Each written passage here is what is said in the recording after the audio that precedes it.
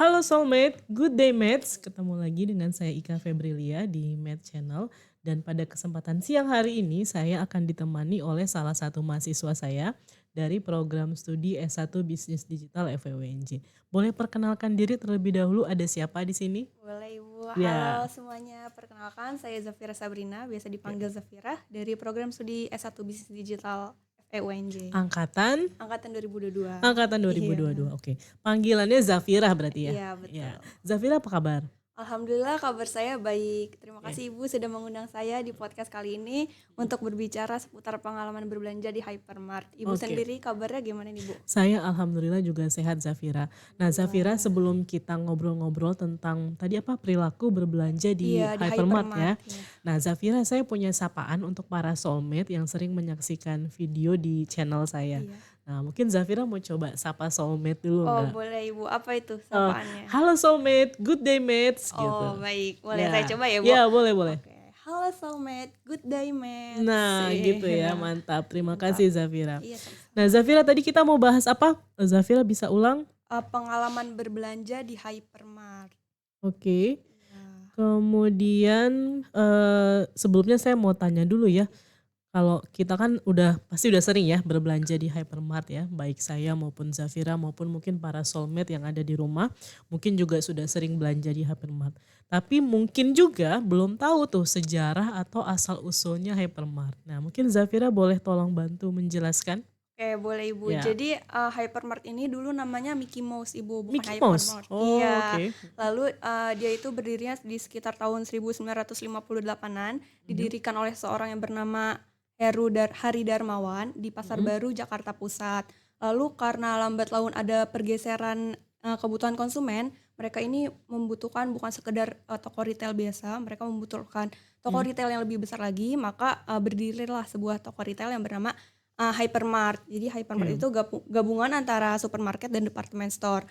Store pertamanya ini adanya di WTC Serpong Ibu, berdiri tahun 2004, menggantikan store yang sudah terlebih dahulu berdiri di lokasi yang sama. oke. Nah saya Iya. baru tahu tuh kalau dulu namanya Mickey Iya, Mouse lucu ya. banget ya Bu Lucu namanya. banget ya, Iya. tapi kemudian ada pergeseran karena adanya kebutuhan Iya, konsumen yang lebih banyak ya. betul Akhirnya sekali. tadi ada apa, gabungan antara Departemen supermarket iya, dan departemen iya store. betul. Oke, nah menarik sekali.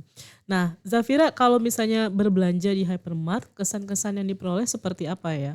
Kalau kesan saya itu Hypermart sama seperti namanya ya Bu, hyper Oke, atau besar. Jadi, iya, tokonya itu sangat luas sekali dan mereka itu menjual berbagai kebutuhan, sehari-hari yang sangat lengkap. oke. Lalu, layout tokonya itu juga sangat rapi, jadi memudahkan kita dalam berbelanja dan mencari barang Ibu. Oke, saya sepakat sama tadi yang disampaikan sama Zafira.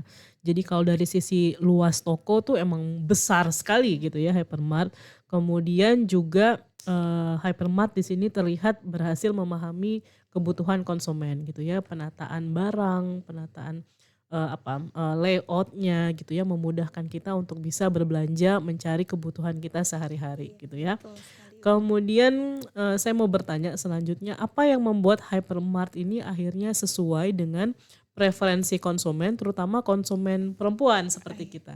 Oke, untuk pertanyaan tersebut itu, Iya, dikarenakan hypermart ini punya banyak pilihan produk seperti yang tadi saya bilang, mhm, mulai dari produk-produk bahan mentah hingga bahan makanan siap mhm, santap, hingga kosmetik. Mereka itu punya banyak sekali pilihannya, Bu. Selain mhm, itu, hal tersebut juga sangat relate dengan kondisi masyarakat kita, Ibu, yang menitikberatkan perempuan terhadap, keputusan pembelian di rumah tangga gitu. Jadi iya, perempuan itu lebih sering mengambil keputusan pembelian di rumah tangga.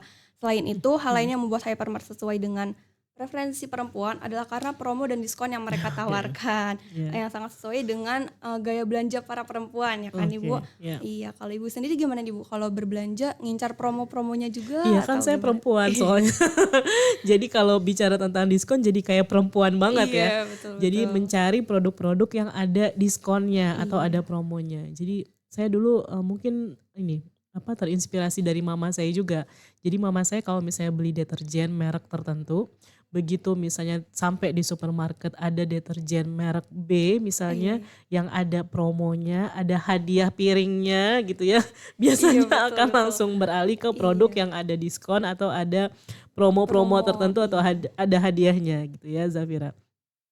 Kemudian, jadi suka banget ya, suka sama yang namanya Iya, promosi.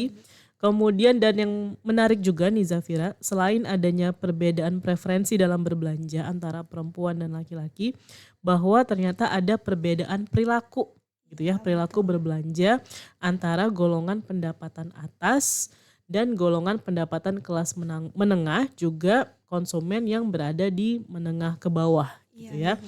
Nah, dari pengalamannya Zafira, pernah nggak sih melihat perbedaan perilaku berbelanja antara, tipe-tipe konsumen tadi yang berdasarkan pendapatan itu? Iya, kalau saya pernah ngelihatnya kayak gini, Bu. Jadi orang-orang yang dengan golongan Mhm. ekonomi atas ini kalau sebelum mereka sampai di supermarket dari rumah itu udah punya, target-target ingin membeli merek-merek tertentu kayak Oke, gitu. udah punya list Iya belanja iya, ya? jadi waktu mereka sampai di sana bakal pilih merek tersebut. Tapi kalau misalkan yang golongan ekonomi menengah hingga bawah itu contohnya kayak anak kos-kosan nih, Bu. Heeh, Kalau mereka, berbelanja tuh yang penting ngincernya harganya lebih miring sama ada oke, promonya gitu. Jadi mereka iya. nggak peduli merek atau apapun yang penting harganya lagi diskon gitu, mereka cenderung akan membeli tersebut gitu, barang tersebut. Oke, nah ini menjadi peluang juga bagi hypermart untuk merancang strategi pemasaran yang tepat ya. Iya Ibu, Jadi, betul sekali. diberikanlah promo sebanyak-banyaknya sehingga tadi tipe konsumen yang Zafira bilang langsung tertarik untuk Iya, membeli produk gitu ya.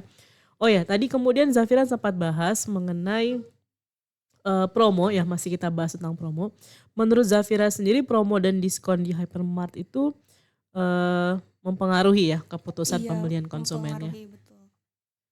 Oke, kemudian jadi kita bisa lihat bahwa promo dan diskon memiliki dampak yang besar Yang cukup besar, ya iya. terhadap keputusan pembelian, konsumen ya, terutama Iya. konsumen di hypermart. Kemudian lanjut, Zafira, apa yang menurut Zafira menjadi faktor kunci bagi hypermart dalam menciptakan kepuasan untuk konsumennya? Untuk kepuasan konsumen sendiri menurut saya ada 2 faktor nih Bu, yang Ya, pertama dari kualitas pelayanannya sendiri, oke. lalu dari, tokonya itu sendiri. Jadi misalkan kalau misalkan kita masuk nih ke sebuah, store atau misalkan kita masuk ke hypermart, terus waktu kita baru pertama kali ngelewatin pintu masuknya nih kita udah disambut oleh staf yang sangat Ya, ramah, lalu saat kita, kebingungan sedang mencari barang terus kita menanya ke stafnya dan stafnya itu menjawab dengan sangat baik lalu tidak judgemental, itu menurut saya menjadi faktor Eee, yang sangat berdampak terhadap mhm, kepuasan pelanggan. Lalu, kondisi tokonya yang sangat rapi dan juga wangi dan juga bersih ya tentu ya, menjadi, membuat pengalaman berbelanja kita menjadi lebih menyenangkan ya kan, Bu? oke. Iya. Berarti tadi yang pertama berkaitan dengan, apa tadi? Kualitas pelayanan, Kualitas iya pelayanan dari dari stafnya, staf. iya. Kemudian yang tidak kalah penting tadi ya, penataan barang, Iya kemudian tawaran promosi yang juga sangat menggiurkan ya dari iya. hypermart. Oke, sebelum kita akhiri Zafira, kira-kira menurut Zafira apa ya tips and trick yang pas supaya hypermart ini tetap bisa kompetitif di Oh pasar iya. gitu? Menurut Zafira seperti apa? Menurut saya di tengah arus digital ini yang apa-apa serba digital ya Bu sekarang, Ya, Hypermart itu perlu melakukan inovasi-inovasi di, sektor tersebut. Misalnya, dia kan udah punya platform TikTok-nya sendiri nih Bu Hypermart itu. Nah, Hypermart bisa memaksimalkan platform tersebut dengan mengajak kolaborasi para mhm, influencer yang ada di, platform tersebut untuk melakukan konten promosi, seperti itu. iya, Lalu yang nggak kalah pentingnya juga Hypermart perlu terus memantau perilaku pembelian dan preferensi merek para konsumennya maupun masyarakat umum agar hypermart ini bisa memberikan penawaran-penawaran yang menarik, untuk mereka kayak gitu, Bu. Kalau oke. dari Ibu sendiri gimana, Bu?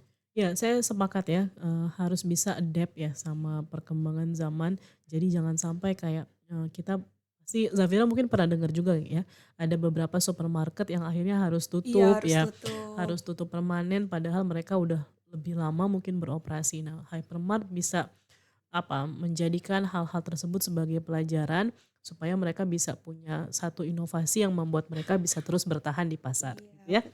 Oke, setuju. Zafira terima kasih banyak untuk obrolan seru kita pada hari ini berkaitan dengan, perilaku pembelian atau perilaku belanja konsumen di hypermart. Hypermart, Oke, iya. terima kasih sekali lagi. Sampai jumpa soulmate di video-video marketing berikutnya. Zafira kita barengan nutupnya ya. Oh Good day iya, mates gitu ya. good day mates gitu ya, Bu? Oke, Oke. satu 2 3. Good Good day day mates. mates.